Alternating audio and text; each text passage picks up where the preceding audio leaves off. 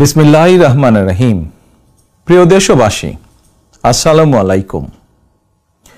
দেশের গণতান্ত্রিকামী জনগণকে বাংলাদেশ জাতীয়তাবাদী দল বিএনপির ৪৬তম প্রতিষ্ঠা বার্ষিকীর শুভেচ্ছা। প্রতিষ্ঠার পর থেকে আজ পর্যন্ত রাষ্ট্র পরিচালনা কিংবা বিরোধী রাজনৈতিক দল হিসাবে দেশে গণতন্ত্র এবং মানুষের অধিকার প্রতিষ্ঠার প্রতিটি আন্দোলন সংগ্রামে বিএনপি দেশ এবং জনগণের স্বার্থ সমুন্নত রেখেছে। এ কারণেই শত প্রতিকূল পরিস্থিতি পেরিয়েও দেশের গণতান্ত্রিকামী জনগণের কাছে স্বাধীনতার ঘোষকের দল বিএনপি সবচেয়ে জনপ্রিয় এবং বিশ্বস্ত রাজনৈতিক প্রতিষ্ঠান। যাদের নেতৃত্বে, যাদের আত্মত্যাগে, যাদের শ্রম ঘাম মেধায় বিএনপি আজ সারা দেশে জনগণের কাছে বিশ্বস্ত প্রতিষ্ঠানে পরিণত হয়েছে, দলের প্রতিষ্ঠা বার্ষিকীর এই শুভ লগ্নে তাদের সবার অবদানকে আমি শ্রদ্ধার সঙ্গে স্মরণ করছি। প্রিয় দেশবাসী, দেশ বর্তমানে ইতিহাসের এক সন্ধিক্ষণে এসে দাঁড়িয়েছে। ছাত্র জনতার আকাঙ্ক্ষার বৈষম্যহীন বাংলাদেশ গড়ার কঠিন এক চ্যালেঞ্জের মুখে অন্তর্বর্তীকালীন সরকার। হাজারো শহীদের আত্মত্যাগ আর অসংখ্য ছাত্র জনতার নিদারুণ যন্ত্রণাকর পরিস্থিতির মধ্য দিয়ে গত ৫ই আগস্ট দেশ স্বৈরাচার মুক্ত হয়েছে। তবে গণ অভ্যুত্থানের সাফল্য এবং সম্ভাবনা নস্যাৎ করে দিতে স্বৈরাচারের দোসররা এখনও ষড়যন্ত্র অব্যাহত রেখেছে। আমি বিশ্বাস করি, বাংলাদেশের পক্ষে শক্তি সতর্ক থাকলে বাংলাদেশকে আর বিপথে নেওয়া যাবে না, আর পথ হারাবে না আমাদের এই প্রিয় বাংলাদেশ। প্রিয় দেশবাসী, ষড়যন্ত্র কিংবা অপপ্রচার চালিয়ে গত ১৫ বছরের অনাচার অবিচার জনগণকে আর ভুলিয়ে দেওয়া যাবে না। রাষ্ট্রীয় স্থাপনা গণভবন ছিল দেশের রাষ্ট্র ও রাজনীতির ঐতিহ্যবাহী স্মারক। গণভবন বর্তমানে স্বৈরাচার হাসিনার দুর্নীতি, দুঃশাসন, অনাচার, অপকর্মের প্রতীক। ইতিমধ্যেই বিভিন্ন মহল থেকে এই গণভবনকে গুম, খুন, অপহরণ এবং গণহত্যার মিউজিয়াম হিসাবে প্রতিষ্ঠার দাবি উঠেছে। ২০০৯ সালের পিলখানায় সেনা হত্যা থেকে শুরু করে ২০১৩ সালের শাপলা চত্বর হত্যাকাণ্ড, ২০১২, ২০১৪, ২০১৫, ২০১৮, ২০২২ এবং ২০২৩ সালে গণতন্ত্র পুনরুদ্ধার আন্দোলনের সময় গুম ও বিচার বহির্ভূত হত্যাকাণ্ড, ২০১৮ সালের কোটা বিরোধী আন্দোলন এবং নিরাপদ সড়ক আন্দোলনে, ২০২৪ সালে গণ অভ্যুত্থানে শহীদ এবং গুম হওয়া মানুষদের স্মৃতিগুলো এই মিউজিয়ামে সংরক্ষিত থাকবে। অবৈধ ক্ষমতায় থাকার জন্য বাংলাদেশে আর কোনো শাসক যাতে স্বৈরাচারী হাসিনার মতন বর্বরচিত পথ অনুসরণ না করে, ভবিষ্যৎ প্রজন্মের কাছে এই মিউজিয়ামেই সেই বার্তাই বহন করবে। প্রিয় দেশবাসী, অন্তর্বর্তীকালীন সরকার যখন গণ অভ্যুত্থানের আকাঙ্ক্ষা বাস্তবায়নের পথে রয়েছে, এমন সময় হঠাৎ করেই চাপিয়ে দেওয়া বন্যা পরিস্থিতি দেশের পূর্বাঞ্চলের বিস্তীর্ণ অঞ্চল গ্রাস করে নিয়েছে। বন্যার করাল গ্রাসে প্রায় ১ কোটি মানুষ কম বেশি ক্ষতিগ্রস্ত হয়েছেন। অনেক মানুষ মারা গিয়েছেন, বিনষ্ট হয়েছে সম্পদ। এমন পরিস্থিতিতে সাধ্যমতন বন্যার্তদের পাশে দাঁড়াতে বিএনপি প্রতিষ্ঠা বার্ষিকীর সকল কর্মসূচি বাতিল করেছে। ইতিমধ্যে কোনো কোনো এলাকায় বন্যার পানি কমতেও শুরু করেছে। ফলে যারা বন্যায় ক্ষতিগ্রস্ত হয়েছেন, এই মুহূর্তে তাদেরকে বন্যা বিধ্বস্ত ঘরে ফেরানো কিংবা তাদের পুনর্বাসন প্রক্রিয়া বন্যাকালীন পরিস্থিতি থেকেও কিছুটা জটিল। সুতরাং আপনাদের কাছে আমার বিনীত অনুরোধ, আপনারা বন্যায় ক্ষতিগ্রস্তদের প্রতি আপনাদের সহযোগিতা দয়া করে অব্যাহত রাখুন। সমন্বিতভাবে ক্ষতিগ্রস্তদের পাশে দাঁড়ান। বিশেষ করে যেসব পরিবারে নারী, শিশু, বৃদ্ধ কিংবা বৃদ্ধা রয়েছেন, অগ্রাধিকার ভিত্তিতে তাদের প্রতি দয়া করে সহায়তার হাত বাড়িয়ে দিন। সফলজনকভাবে বন্যা পুনর্বাসন প্রক্রিয়া সম্পন্ন করতে একজন নাগরিক হিসাবে সরকারি উদ্যোগ বাস্তবায়নেও দয়া করে সক্রিয় ভূমিকা রাখুন। প্রিয় দেশবাসী, রাষ্ট্র, রাজনীতি, শিক্ষা, সংস্কৃতি, অর্থনীতি, জনপ্রশাসন, বিচার বিভাগ সকল ক্ষেত্রে দেশকে এক নৈরাজ্যকর অবস্থায় রেখে স্বৈরাচারী হাসিনা পালিয়েছে। দেশকে একটি ঋণ নির্ভর, আমদানি নির্ভর, পরনির্ভর করে রেখে স্বৈরাচারী হাসিনা পালিয়েছে। শুধুমাত্র একজন হাসিনাই পালিয়ে যায়নি, তার বিনা ভোটের মন্ত্রিসভা, বিনা ভোটের সকল এমপি, এমনকি তাদের নিয়োগ দেওয়া বায়তুল মোকাররমের খতিব পর্যন্ত পালিয়েছে। দেশের এমন নজিরবিহীন ভয়ানক পরিস্থিতি অতিক্রম করে জনগণ এখন সম্মান এবং সমৃদ্ধির পথে এগিয়ে যেতে চায়। তাই দেশকে জনতার কাঙ্ক্ষিত বাংলাদেশে রূপান্তর করতে রাষ্ট্র সংস্কার কার্যক্রমের কোনোই বিকল্প নেই। তবে রাষ্ট্র সংস্কার একটি চলমান, দীর্ঘমেয়াদী এবং ধারাবাহিক প্রক্রিয়া। টেকসই এবং কার্যকর উপায়ে রাষ্ট্র সংস্কার করতে হলে সংস্কার প্রক্রিয়ার সঙ্গে অবশ্যই জনগণের প্রত্যক্ষ অংশগ্রহণ থাকা জরুরি।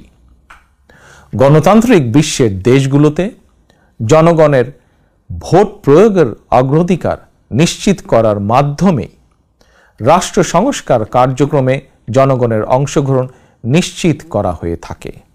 কারণ একটি গণতান্ত্রিক রাষ্ট্রে সরকার এবং জনগণের মধ্যে কার্যকর সেতুবন্ধন হচ্ছে জনপ্রতিনিধিত্বশীল জাতীয় সংসদ। প্রিয় দেশবাসী, জনগণের লুণ্ঠিত ভোটের অধিকারকে পুনঃপ্রতিষ্ঠিত করে একটি জনপ্রতিনিধিত্বশীল সরকার প্রতিষ্ঠার লক্ষ্যে রাষ্ট্র সংস্কারে প্রথম পদক্ষেপ হিসাবে অগ্রাধিকার ভিত্তিতে নির্বাচন কমিশন, আইন শৃঙ্খলা বাহিনী, জনপ্রশাসন, দুদক সহ সাংবিধানিক প্রতিষ্ঠানগুলো সংস্কার কিংবা পুনর্গঠন জরুরি। সেই লক্ষ্য অর্জনে অন্তর্বর্তীকালীন সরকার তাদের পরিকল্পনা অনুযায়ী রাষ্ট্র সংস্কার কার্যক্রম এগিয়ে নিচ্ছে বলে আমরা মনে করি। সুতরাং জনগণের প্রত্যক্ষ ভোটে একটি জনপ্রতিনিধিত্বশীল রাষ্ট্র এবং সরকার গঠনের লক্ষ্যে দেশকে নির্বাচনী রোডম্যাপে তোলার জন্য প্রয়োজনীয় রাষ্ট্র সংস্কারের জন্য জনগণ অন্তর্বর্তীকালীন সরকারকে সব রকমের সহায়তা করতে প্রস্তুত। প্রিয় দেশবাসী, আমি মনে করি, আমাদের দল বিএনপি মনে করে, রাষ্ট্র সংস্কারকে কার্যকর করতে হলে দেশের রাজনৈতিক দলগুলোর দৃষ্টিভঙ্গি এবং কার্যক্রমেও স্বচ্ছতা নিশ্চিত করার বিষয়টিও উপেক্ষা করার কোনোই সুযোগ নেই। সে লক্ষ্যেই 2023 সালের জুলাই মাসে রাজনৈতিক দল হিসাবে বিএনপি রাষ্ট্র সংস্কারের পাশাপাশি দলীয় রাজনৈতিক সংস্কার কর্মসূচি ঘোষণা করেছে। বিএনপি সকল মত ও পথের সমন্বয়ে বাংলাদেশী জাতীয়তাবাদের ভিত্তিতে একটি অন্তর্ভুক্তিমূলক, বৈষম্যহীন ও সম্প্রীতিমূলক সরকার প্রতিষ্ঠা, নির্বাচনকালীন দল নিরপেক্ষ তত্ত্বাবধায়ক সরকার ব্যবস্থা প্রবর্তন, রাষ্ট্রীয় ক্ষমতা ভারসাম্য প্রতিষ্ঠার লক্ষ্যে নির্বাহী বিভাগ, আইন বিভাগ ও বিচার বিভাগের ক্ষমতা, দায়িত্ব ও কর্তব্যের সমন্বয় করা, পরপর 2 টার্মের বেশি কেউ প্রধানমন্ত্রীর দায়িত্ব পালন না করা, উচ্চ কক্ষ বিশিষ্ট আইনসভা প্রবর্তন, এমনকি সংবিধানের 70 অনুচ্ছেদ সংশোধন করার বিষয়েও পরীক্ষা নিরীক্ষা করা সহ রাষ্ট্র সংস্কারের জন্য 31 দফা রূপরেখা দিয়েছে। আমি মনে করি, আমাদের দল বিএনপি মনে করে, জনগণের কাঙ্ক্ষিত বাংলাদেশ গঠনের জন্য রাষ্ট্র ও রাজনীতি সংস্কারের বিকল্প নেই। দীর্ঘমেয়াদী রাষ্ট্র সংস্কার কার্যক্রমগুলো জনগণের প্রত্যক্ষ ভোটে নির্বাচিত সরকারের মাধ্যমে হলে সেটি বেশি কার্যকর বলে জনগণ বিশ্বাস করে এবং গণতান্ত্রিক বিশ্বেও এটি স্বীকৃত। প্রিয় দেশবাসী, আমাদের আর পেছনে তাকানোর কোনোই সুযোগ নেই।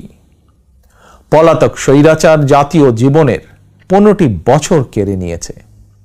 সেই দুঃস্বপ্নকে দূরে ঠেলে দিয়ে দেশের জনগণের সামনে একটি বৈষম্যহীন, নিরাপদ, মানবিক বাংলাদেশ গড়াই বিএনপির আগামী দিনের লক্ষ্য। বিএনপি বিশ্বাস করে, তথ্য প্রযুক্তির বর্তমান বিশ্বে কথামালার রাজনীতির পরিবর্তে বর্তমান প্রজন্ম প্রতিশ্রুতির বাস্তবায়ন দেখতে চায়। সমৃদ্ধি, সম্মান এবং সম্ভাবনার দ্বার উন্মোচন দেখতে চায়। এজন্য রাষ্ট্র ও রাজনীতির কাঠামোগত পরিবর্তনের পাশাপাশি ভবিষ্যৎ প্রজন্ম এবং কর্মক্ষম জনশক্তির সামনে সম্ভাবনার সকল দ্বার উন্মুক্ত করে দিতে হবে। নৈতিক মূল্যবোধ এবং কর্মমুখী শিক্ষানীতির পাশাপাশি দেশে বিদেশে কর্মসংস্থানের নতুন ক্ষেত্র তৈরি করতে হবে। বৈদেশিক কর্মসংস্থান নিশ্চিত করতে প্রয়োজনে অগ্রাধিকার ভিত্তিতে রাষ্ট্রীয় উদ্যোগে দক্ষ শ্রমশক্তি তৈরি করতে হবে। গণতন্ত্রকামী প্রিয় ভাই ও বোনেরা, এবার আমি সারা দেশে আমার দলের নেতাকর্মীদের উদ্দেশ্যে 2টি কথা বলতে চাই। আপনারাই বিএনপির প্রাণ। শত নির্যাতন, নিপীড়ন, হামলা, মামলা, হয়রানির শিকার হয়েও আপনারা জাতীয়তাবাদের আদর্শ বিচ্যুত হননি। আমি জানি, অতীতে বছরের পর বছর ধরে আপনাদের অনেকেই মাফিয়া সরকার এবং তাদের দোসরদের দ্বারা নির্যাতন, নিপীড়নের শিকার হয়েছেন। তবে বর্তমান পরিবর্তিত পরিস্থিতিতে আপনাদের প্রতি আমার একান্ত অনুরোধ, অতীতে নির্যাতনের শিকার হওয়ার কারণে আপনারা কেউ দয়া করে প্রতিশোধ পরায়ণ হবেন না। কেউ দয়া করে নিজের হাতে আইন তুলে নেবেন না। বরং অন্যায় অবিচারের শিকার হলে আইনগত পদক্ষেপ নিন। তবে খেয়াল রাখবেন, কেউ যেন হয়রানিমূলক মামলা হামলার শিকার না হন। আপনাদের প্রতি আমার স্পষ্ট বার্তা, শক্তি কিংবা ভয় দেখিয়ে নয়, বরং ইনসাফ এবং উদারতা দিয়ে মানুষের মনকে জয় করুন, জনগণের ভালোবাসা অর্জন করুন। পরিশেষে বিএনপির 46তম প্রতিষ্ঠা বার্ষিকীর এই শুভ লগ্নে আমি বলতে চাই, স্বাধীনতার ঘোষকের প্রতিষ্ঠিত দল বিএনপিকে mother of democracy Begum Khaleda Zia দেশের 87,000 গ্রামের প্রতিটি ঘরে ঘরে পৌঁছে দিয়েছেন। সেই দলের পতাকা এখন আমার, আপনার, আমাদের হাতে। এই পতাকা এখন শুধু বিএনপির দলীয় পতাকাই নয়, বরং এই পতাকা এখন দেশ এবং জনগণের স্বাধীনতা ও অধিকার রক্ষার প্রতীকে পরিণত হয়েছে। সুতরাং যারা এই পতাকার মর্যাদা সমুন্নত রাখতে চান, তারা কোনো প্রকার অনৈতিক কিংবা অনধিকার চর্চায় লিপ্ত হবেন না। বাংলাদেশের জাতীয়তাবাদী শক্তির সকল স্তরের, সকল পর্যায়ের প্রতিটি নেতা কর্মী, সমর্থক, শুভাকাঙ্ক্ষীকে মনে রাখতে হবে, জনগণ বিএনপিকে বিশ্বাস করে, বিএনপিও জনগণকে বিশ্বাস করে, কারণ জনগণই বিএনপির সকল রাজনৈতিক ক্ষমতার উৎস। আল্লাহ হাফেজ।